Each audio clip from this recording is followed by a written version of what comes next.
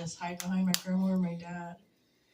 But I was praying and I was speaking to the Lord, and He showed me that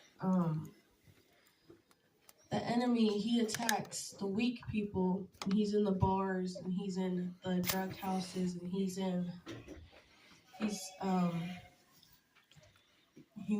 with the weak people. But what the enemy really also wants is to attack the strong people and the strongest people in the Lord, because he's already got the weak people. The weakened he already has, but when he sees someone that's really strong in the Lord, that's who he wants to attack the most.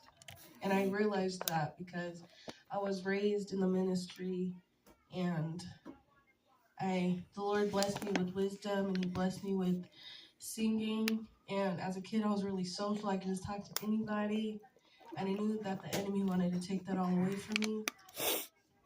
So that's what the Lord showed me. I have the story of me and my grandma. We were in her car. I don't know where we were going. We were going somewhere. This is when I was out of school, and I was with her all the time. And I think we were going to get food boxes that you pick up at like the churches. And she was talking to me about her struggling and battling with the enemy. And I had said something between the lines of, the enemy always wants to attack. He attacks the weak people, but he always wants to attack the strongest people in the Lord. And the second I said that, the tornado sirens went off. And my heart dropped, and Grandma jumped. We both got scared, and I thought Jesus was coming. We got to fix something because we got scared. We was pretty excited about the Lord coming. But that's all I can think about when I said that. I've dealt with a lot of things in my life, and I've always had the Lord with me, but a lot of times I felt like I would get to a point in my relationship with the Lord, and it would stay like that for a long time. Kind of like I was stuck in neutral, and kind of like it was going nowhere. Not that I wanted to walk away from the Lord and backslide, but kind of like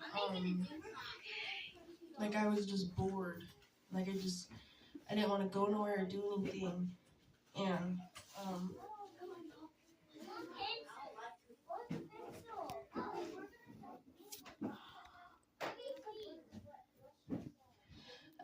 I was praying this one day.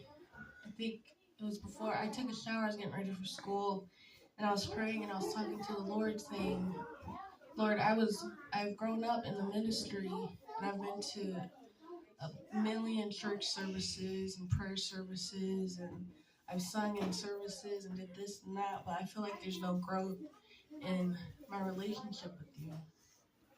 And I don't want to leave. I don't want to backslide. I don't want to go into the world. But at the same time, I didn't want to go to church either. But I wanted to have a relationship with the Lord. And I think around the time last year, we were going to this church almost every single Sunday or Friday and Wednesday. And something had happened, and we had left. And it was kind of like during that time last year, I think September, that I had, it felt like a spiritual drain that I had in my heart, that I didn't want to go to church, I didn't want to pray, I didn't want to read my Bible, I didn't want to talk to the Lord, and I didn't want to go to the world, but I just wanted kind of to be alone and kind of isolate myself again. But,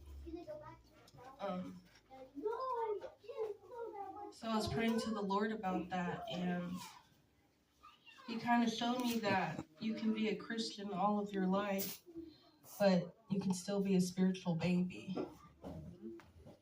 And spiritual growth doesn't just happen naturally without any effort from you, but you have to work at it over time.